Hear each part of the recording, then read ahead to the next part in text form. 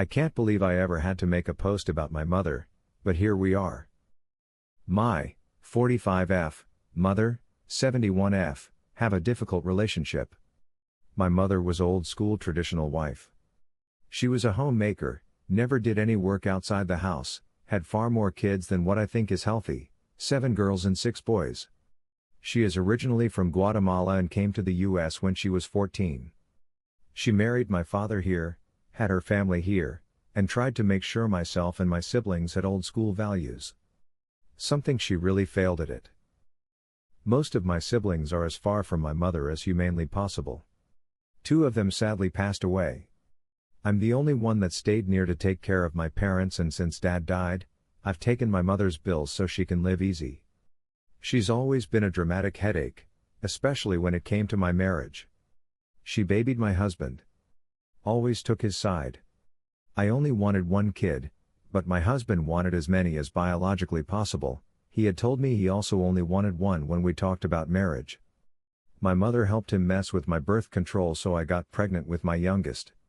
I don't regret my youngest daughter, but after she was born, I secretly had my tubes tied. My mother always berated me for being faulty since I only had 2 children. That's not counting how she berated me for marrying old. I married at 22, she married at 16. My husband was 49 when he died in a car crash recently. We shared 2 daughters, 14 and 16. He was also having an affair with a girl since 2020. The girl was 24 when she died. Together they had twin boys early this year who thankfully survived the crash. My daughters found out the affair first, when their father took them to the hospital to meet the babies and told the girls to keep it secret from me. They didn't, and my husband became abusive towards them and myself. We were in the divorce process when he died. When my husband's affair came out, my mother blamed me. She said it was because I was a working woman that didn't please her husband. That I didn't give him enough children. That I was pretty anymore. I'm not going to say I'm super attractive, but I think I look good for my age. I've kept my weight well enough and I look relatively young for my actual age. But no, according to my dear mother, I wasn't good enough for my husband, who needed a girl closer in age to our daughters than to him. She also was on the group of people angry at me when I refused to adopt my husband's affair children. Her newest crazy is she's trying to find husbands for my daughters. Mainly focused on my eldest. This crazy plan started this week when my eldest came out to us.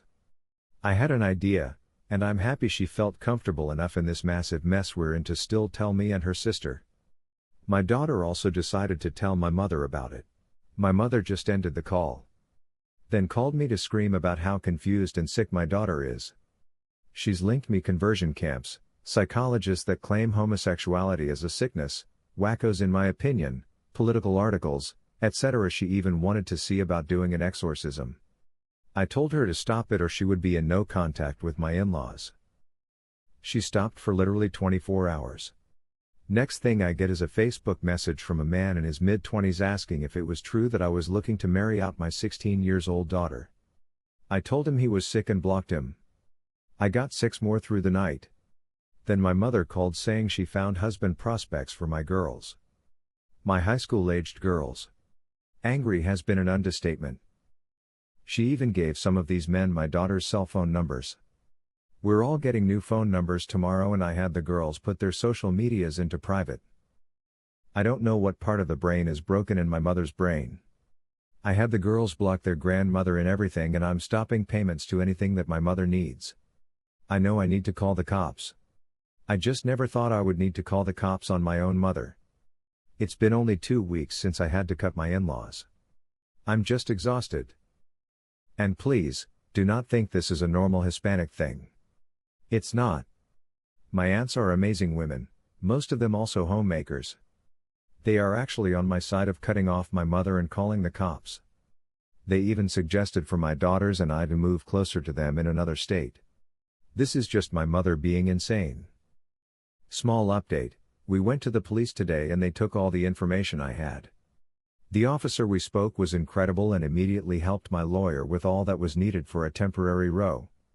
We'll be filing it this week and hopefully get it within the month. After we'll focus on a permanent row. This is on my mother and any third parties on her behalf. The officer was also kind enough to offer to check on us and our house at least once a day. School has also been notified of the situation, and one of my brothers is going to come live with my daughters and I until we decide if/where/when we move. I can't just up and pack everything since I still have a job and my girls are in the middle of the school year. For now we're safe and my girls have new phone numbers. Update: so some good news came out today regarding my mother. As of November 2024 she will be on her own monetarily. There's also an investigation on her regarding what she tried to do to my daughters and a very old investigation reopened about a family matter I can't really speak on for the time being. Because of the charges on my mother, we might get an expedite on that restraining order since there's minors involved, so fingers crossed. The row will also keep some others from contacting me, mainly in-laws. On other news, after talking to my daughters, the three of us agree we don't really like our house anymore. It makes me a bit sad because it was my childhood home and a gift from my dad, but the reality is there's too much baggage. I look at some places and it feels like the ghost of my husband's infidelity is everywhere. My girls don't like that we're so close to their grandparents, and my brother who's moved in with us has been very blunt about the fact that the house is just not worth the stress. So as painful as it is, I'm planning to do some repairs and either sell or rent it out. It's a big house, 9 bedrooms, so far more space than we ever need. I'll be happy with half that so my girls can have their own room and I can have an office. My brother will also stay living with us after we move. Not sure if it's a forever situation, but he's a good support for my eldest daughter when it comes to LGBTQ+ matters. I have to admit I know the bare facts, while my brother is gay and came out almost 30 years ago. He's been a fount of advice about resources and given her advice, especially after my mother's stunt. My youngest has also started to do better. She's back to talking as usual and seems less scared about going out. She's been very excited about looking for a new house with me. She wants the perfect yard. So, we'll see what we can find. My job offered a transfer out of state, also an international transfer, but that one is more likely a no for me. So a new beginning will do us good. That's all what I got.